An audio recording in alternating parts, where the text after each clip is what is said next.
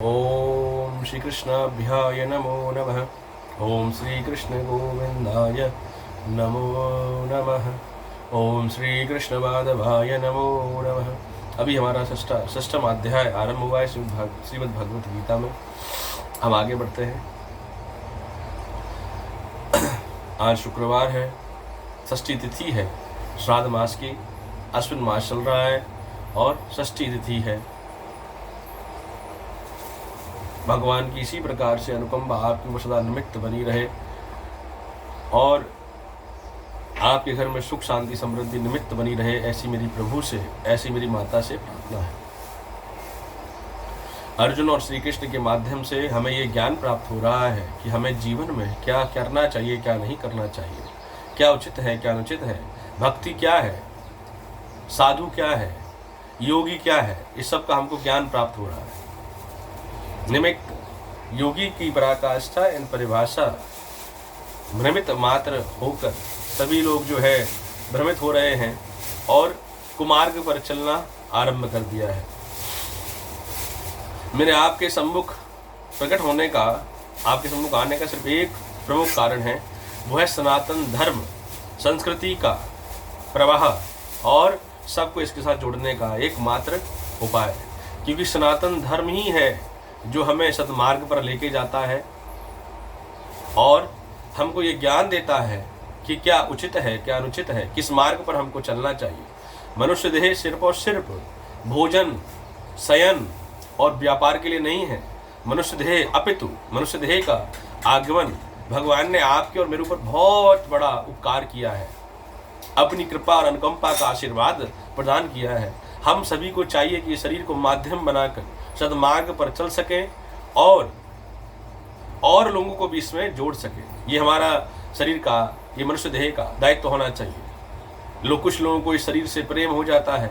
ये शरीर नाशवान है, आत्मा अजर और अमर है, इसलिए हमें आत्मा को परमात्मा से मिलाने के साथ जुटाते रहने चाहिए। उसके लिए चाहिए कि हम सत्संगति में, साधु की संगतियों में ग्रंथों का अधिक से अधिक अध्ययन करें, गुरु संगति में अधिक से अधिक बैठें और उनके साथ में चर्चा करें, ग्रंथों के बारे में, जीवन के बारे में और अपने उपनिषदों के बारे में। जब आप इन ग्रंथों के बारे में, जब आपको ज्ञान प्राप्त हो जाएगा, जब आपको ये पता चल जाएगा कि मनुष्य देह सिर्फ और सिर्फ भोजन, शयन और व्यापार करने के लिए नहीं है, मनुष्य देह का आगमन और सिर्फ परमात्मा से प्राप्ति का एक माध्यम निमित्त है। इसलिए आइए हम सभी ये संकल्प करें कि नित्य अधिक से अधिक समय भगवान की भक्ति में, अपने परमेश्वर के आलिंगन में लगाएं और ये सभी से प्रार्थना करें कि हे प्रभु, हे जगत प्रभु, हे जगत के कर्ता, जिस प्रकार से आज हमारी गौ माता में जो भयंकर प्रकोप का आगमन हो गया है, हम सब की भक्ति और शक्ति कृत महत्व से सेवा यथार्थ रूप से उनके सब कष्ट को हरे। हे गोपी नंदन, हे यशोदानंदन, हे देव की पुत्र, आइए और इन समस्त गौ माताओं के कष्टों का निवारण करें और इनको स्वतः निरोगी काया प्रदान करें। जय श्री राधे।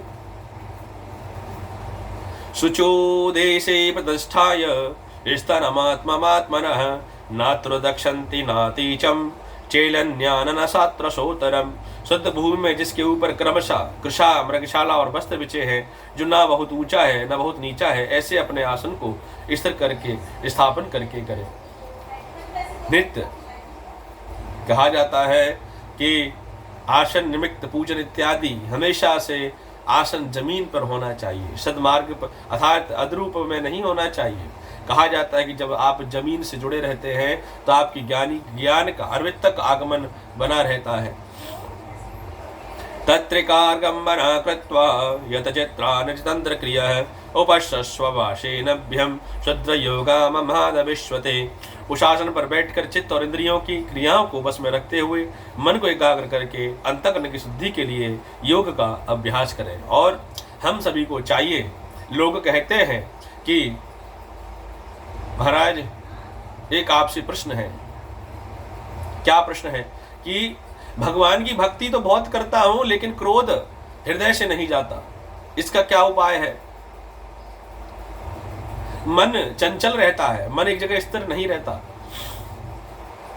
तो जिनका मन चंचल रहता है, जिनका मन स्थिर नहीं रहता, जिनके मन में क्रोध की आश्वस्त भावना बनी हुई है, उनको चाहिए कि प्रातः काल उठकर मेडिटेशन करें, श्वास को एक जगह रोककर ध्यान को केंद्र में रखकर ओमकार का ध्यान करें और अपने इष्ट देव का ध्यान करें। समय के साथ में आपका ध्यान केंद्रित होना आरंभ हो जाएगा और आप देखेंगे कि आपका क्रोध आहिस्ता आहिस्ता धीरे करके शांत हो रहा है। क्योंकि लोग क्रोध, काम, लोभ, अहंकार के वशीभूत होकर भगवान की भक्ति करते हैं, लेकिन भगवान की भक्ति की परिभाषा उनको नहीं पता। श्री कृष्ण करुणामृत ग्रंथ में एक भक्त, एक कवि भगवान श्री कृष्ण से कहता है, हे प्रभु, आप जो है समस्त जगत का उद्धार करने के लिए अपने मस्तक, अपने शरीर, स्वतः अपने चरणों का प्रतिपाव आपने किया है। दुष्टों के लिए वो संहारक के रूप में है, लेकिन एक भक्त के रूप में एक चरण कमल स्वाधिक मोक्ष साध्य अर्थात भक्ति का एकमात्र स्वरूप है। कहते हैं बड़े बड़े भक्त आपको महायज्ञ करके वेदों मंत्रोच्चारण के साथ में आपको बुलाते हैं और आप नहीं आते, लेकिन एक ग्वाला, एक जो आपका भक्त है और जो आपकी गोपिकाएं हैं, उनके एकमात्र बुलाने से आप खिंचे चले जाते हो और उनके साथ में कीचड़ में क्रीड़ा करते हो। इसका मतलब बहुत ऊंचा है। इसको समझने के लिए आपको भक्ति की आवश्यकता पड़ेगी। वो क्या है? भक्ति कदापि एक कर्म नहीं है। भक्ति कदापि कर्म नहीं है।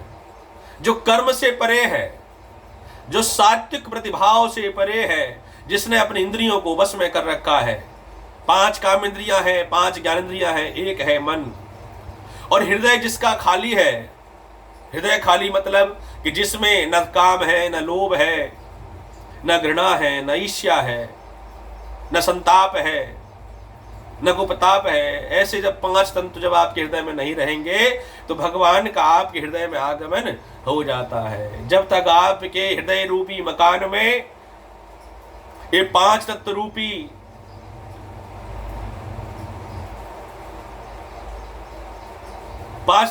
जब आपके घर, आपके मकान रूपी हृदय में वास करेंगे तो भगवान का आपके हृदय में आगमन नहीं हो सकता। तो इसलिए मैंने बहुत सारे लोगों को देखा है, माता पिता की पूजा सेवन नहीं करते और भगवान की भक्ति में आलिंगन रहते हैं। तो मैं आपको एक बात बता देता हूँ, ग्रंथ विदित है। आप जितने मर्जी घंटे बजाइए, जितने मर्जी आप कार्य कीजिए, जितने मर्जी भंडारे कराइए, जितने मर्जी आप यज्ञ इत्यादि कराइए, भगवान आपकी भक्ति से प्रसन्न होने वाले नहीं है। क्यों होने वाले नहीं है?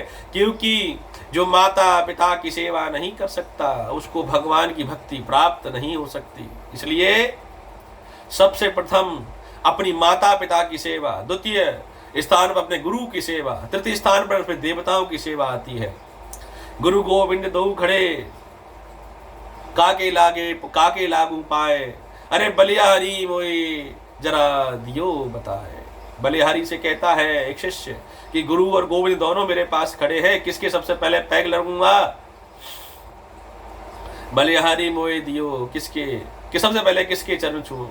तो गोविंद जी कहते हैं कि गुरु है। अगर गुरु तुमको नहीं बताता कि गोविंद कौन है और गुरु कौन है तो आपको ये पता नहीं चलता। इसलिए गुरुवम साध्य प्रथम पूज्याणी, मात पित्राय प्रथम गुरु सत्सय, अर्थात माता पिता संतान के सबसे पहले गुरु होते हैं। उसके बाद में जहाँ शिक्षा प्राप्त होती है उसके द्वितीय गुरु होते हैं। इसलिए जब भगवान सम्मुख खड़े हों तो सबसे पहले माता पिता और गुरु गोविंद के चरणों की वंदना करनी चाहिए। बात बहुत छोटी सी है लेकिन समझ में बहुत देर से लोगों को आती है। इसलिए कहता हूं कि घंटे मंदिर में यज्ञ इत्यादि करने से भगवान प्रसन्न नहीं होंगे। अगर भगवान को प्रसन्न करना है तो सबसे पहले अपने माता पिता की सेवा करो। माता पिता के चरणों में भक्ति और मोक्ष का द्वार होता है। माता पिता के आशीर्वाद में आपके समस्त अवगुणों को संहार करने का अमृत होता है। इसलिए सबसे प्रथम जब सुबह प्रातः काल उठो तो माता पिता के चरण स्पर्श करो, और सोने से पहले माता पिता के चरण स्पर्श करके उनको सुलाओ।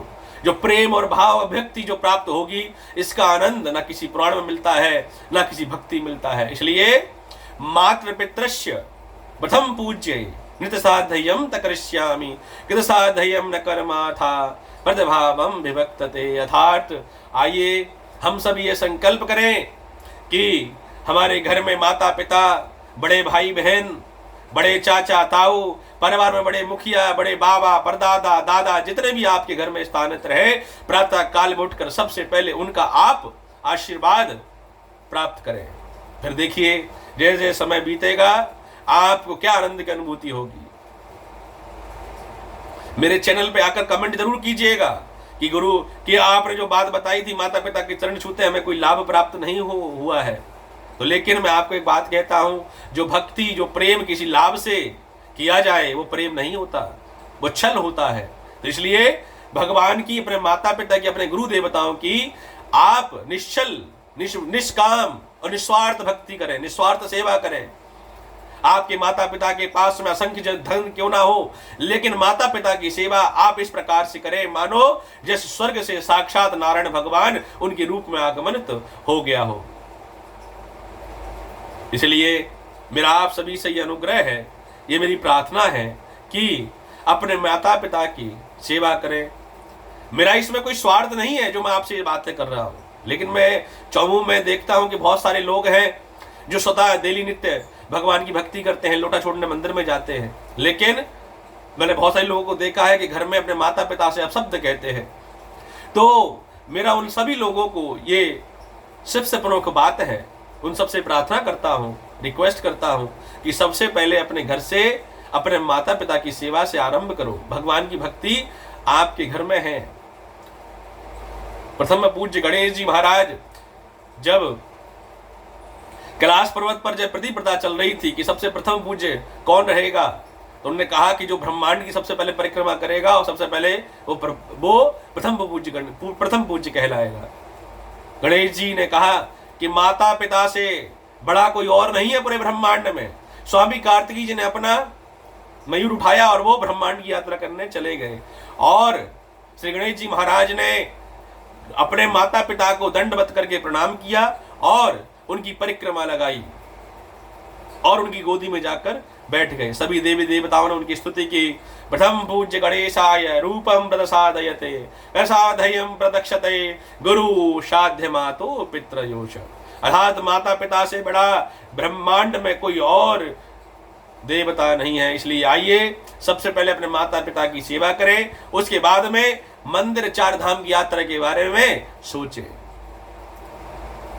मैं आप सभी को चैलेंज करता हूं, किसी भी ग्रंथ में किसी महागुरु कोई विशेषज्ञ ये बात बता दे कि माता पिता की सेवा मत करो और चार धाम की यात्रा करो, आपकी यात्रा फलित हो जाएगी, तो मैं आप उसको अपना गुरु बना लूंगा। क्योंकि ऐसा नहीं है, क्योंकि मातृ पितृस्य परम धर्म ये सेवा ये प्रथम साक्षती। अर्थात माता पिता प्रथम पूज्य हैं, उनकी सबसे पहले पूजा करनी चाहिए।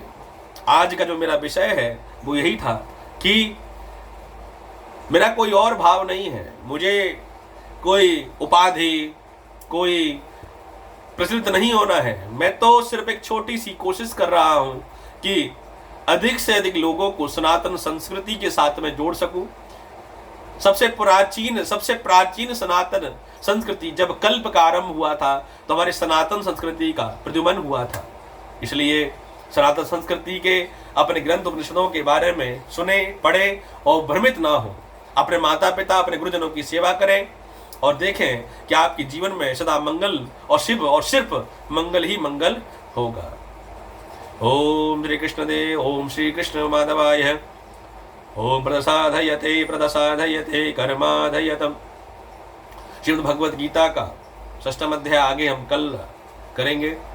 आज मेरे मन में ये विचार आया कि माता पिता के गुरुजनों के बारे में आपको कुछ बताऊं और आपका मार्गदर्शन करूं, इसलिए ऐसी इच्छा हुई, इसलिए आपके सम्मुख प्रकट हुआ। कल श्रीमद् भगवत गीता के बारे में आगे हम सुनेंगे और पढ़ेंगे। तब तक के लिए मैं आपसे अनुमति चाहता हूं। जय श्री राधे, जय श्री कृष्ण, जय श्री राधा। आइए हम सभी प्रार्थना करें कि गौ माता के समस्त जो कष्ट हैं उनको दूर करें। हे प्रभु नारायण, हे श्री कृष्ण कन्हैया, आओ मुरली बजाकर समस्त कष्टों को, गौ माता के समस्त कष्टों को हरण करो और उनको निरोगी काया प्रदान करो। जय श्री राधे, जय योगिनी माता, जय कल्याणी माता। हे प्रभु, हे परमेश्वर, जय श्री राधे। आपके घर में सदा प्रेम भक्ति, प्रेम का आगमन रहे, आपके परिवार में किसी का बिछोह ना हो, और आपको सदा भगवान सद्बुद्धि मार्ग पर चलाएं और आपको सद्ज्ञान प्रदान करें। ऐसी मेरी प्रभु से, मेरे इष्ट देव से, मेरी माता जगत जननी से प्रार्थना है। जय श्री राधे, जय माता दी, जय माता दी।